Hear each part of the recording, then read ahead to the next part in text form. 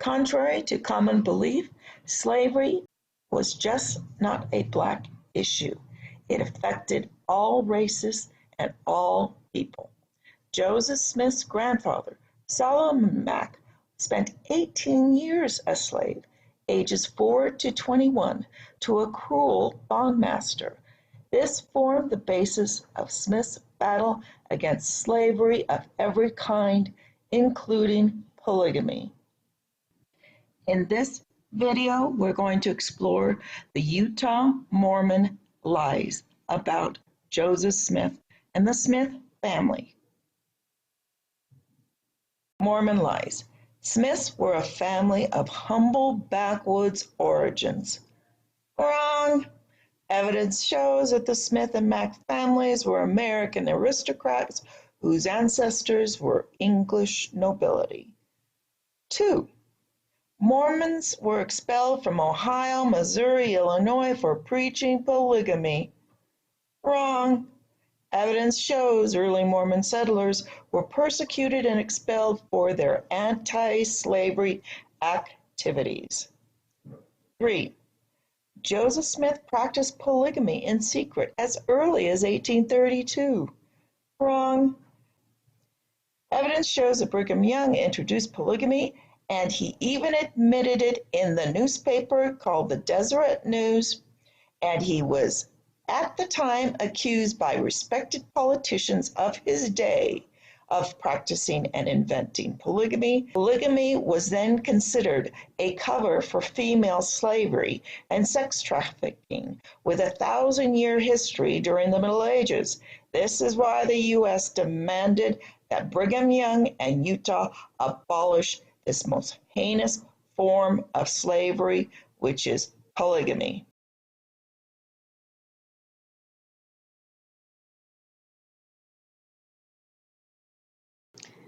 The Independent, 34 of January, 1882.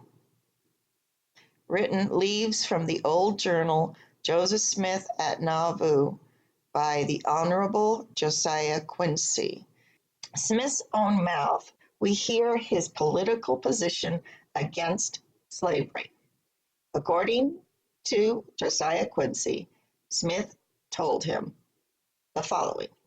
Smith recognized the curse and iniquity of slavery, though he opposed the methods of the abolitionists. His plan for the nation was to pay for the slaves from the sale of public lands.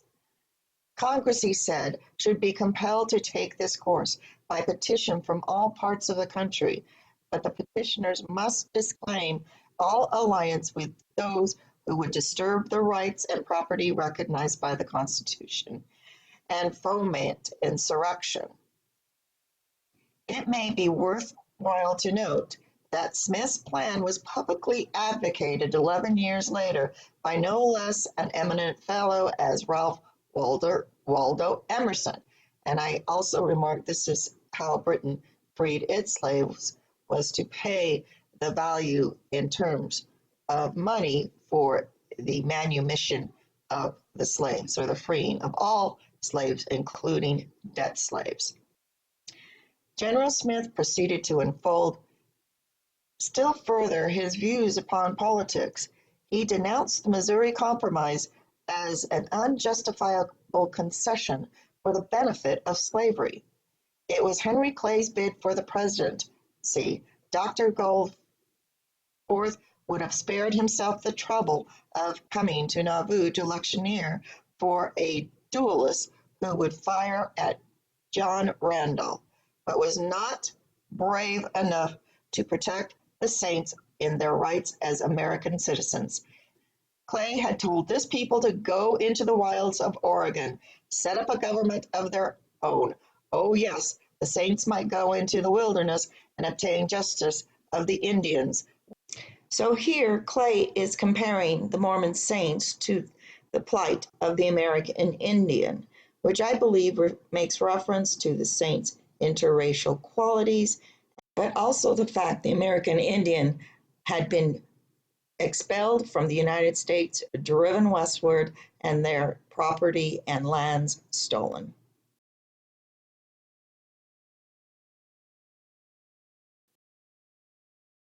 This is an article written by Herbert Spencer Salisbury, the grandnephew of Joseph Smith. It's called The Mormon War in Hancock County. On account of many inaccurate things written about the Mormons, he is writing to correct them. He has consulted the historic collection of Topsfield Historical Society, Journals of Massachusetts, Colonial Congress, and other New England histories. John Howard Todd, Randall Parrish, and other historians of merit erroneously accused Smith of being of low origin, but the above cited records show that his paternal ancestors were the Curtis, French, Gould, Town, and Smith families of Topsfield, Massachusetts, while in the distaff side he was descended from the Mack, the Colby, the Huntley, the Loomis, Gates, Cone, and Olmsted, Brainerd, and Spencer families, all noted not only for their distinguished Crusader, Puritan, or Covenanter ancestry of noble blood and uncompromising principles, but also for their prominence as founders of the New England colonies, officers, and soldiers in the colonial and Indian wars and in the American Revolution. Joseph Smith inherited, along with the characteristics, tendencies, and teachings of these noted families, about 10 or 12 Scotch and English coats of arms. When Joseph Smith led his band of New England patriots to western Missouri in the early 30s and began preaching against slavery, the Missourians received them as they did that other New England's abolitionists, John Brown, with the fire and the sword. Senator O.F. Berry, in his lecture before the Illinois State Historical Society in 1906, says, pages 89 and 90, in the meantime, they were preaching against slavery. It is sufficient here to say that it is not strange that talking and preaching against slavery as they did, both publicly and privately, they aroused the enmity of the Southern slaveholder, and they were driven out of the Missouri, not on account of their religious teachings in any particular manner, but because of their political doctrine. And while I am informed that many of their ablest men insisted that it would be wise to refrain from preaching and teaching against the cruelty of slavery, most of the elders and the preachers refused to do so, and it resulted in great persecution and the final driving out of Missouri of Smith and his followers. From there they came to Hancock County, Illinois, which was headquarters of the Mormon Church from 1839 to 1846.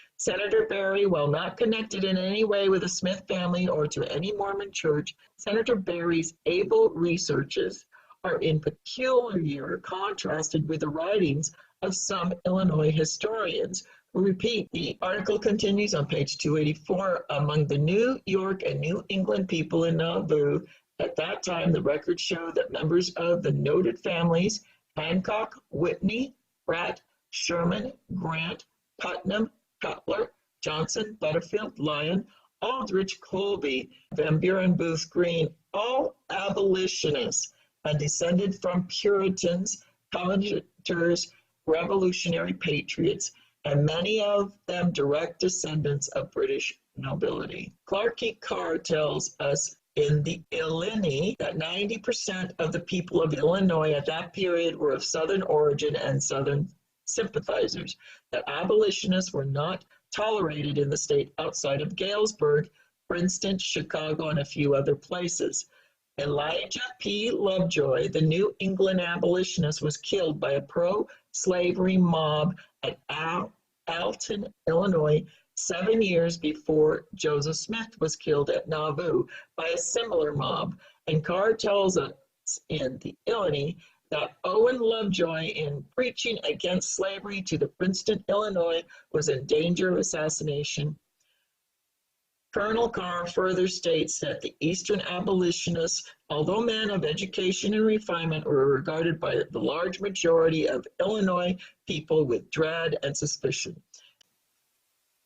Senator Berry, in his above quoted lecture before the State Historical Society, says that he reached the conclusion after careful examination that it was not religious controversies that led to the Mormons' trouble in Hancock County, but that it was purely political.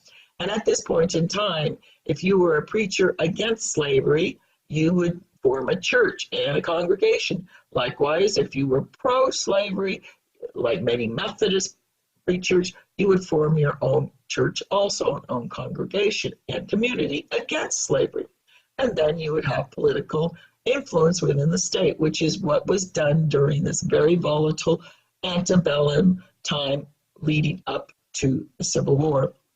Joseph Smith was several times arrested, tried outside of Nauvoo, and found not guilty. At one time, he was arraigned in Quincy before Judge Stephen A. Douglas, the little giant charged with treason to the state of Missouri and defended by O.H. Browning. Afterwards, United States Senator Judge Douglas declared him innocent and sent him free. Okay, all reliable evidence shows that Joseph Smith had nothing to do with polygamy, which was afterwards started by Brigham Young in Utah. And that's where all the evidence, reliable, substantial evidence points to, is that Brigham Young started polygamy and only made it public 8 to 10 years after Joseph Smith's death. Honorable Clark E. Carr in My Day and Generation, page 33 and 34 edition of 1902, tells of Governor Yates accusing Brigham Young to his face of starting polygamy. The Latter-day Saints who remained in Hancock County reorganized the church with the prophet's son, Joseph, at their head, and used every means at their command to help government stamp out polygamy. They are today a law-abiding, respected people using the Bible and the Book of Mormon as their textbooks. The Book of Mormon positively forbids polygamy. After 200 years of defiantly resisting and rejecting that Joseph Smith and Hiram Smith practiced polygamy, is so sad now that it appears the reorganized church has been infiltrated by the Utah imposters who promoted polygamy under Brigham Young, and now even the reorganized church is claiming to believe that Joseph Smith and Hiram Smith practiced polygamy, despite the fact there is absolutely no direct, circumstantial, or reliable evidence that the Smiths ever practiced polygamy. The organized church were Union soldiers in the Civil War, including the prophet's brother, W.B. Smith, and 2 of his nephews, C.S. Milliken of the 818th Illinois. So the Joseph Smith family that resided and stayed in Nauvoo and Illinois and Missouri areas fought against slavery on the Union side during the Civil War. And what did the Utah Brigham Young Church do? Well, they went out to Utah and made Utah a slave state. I think it's about time the Utah Brighamite Mormon Church come clean about infiltrating and destroying this early Mormon anti-slavery movement. It is ironic that the Utah Mormon Church stands in direct opposition to all the principles and values held by Joseph Smith and the Smith family, who should be heralded as brave heroes and not smeared with the illegal activities of the Brighamite Mormon Church.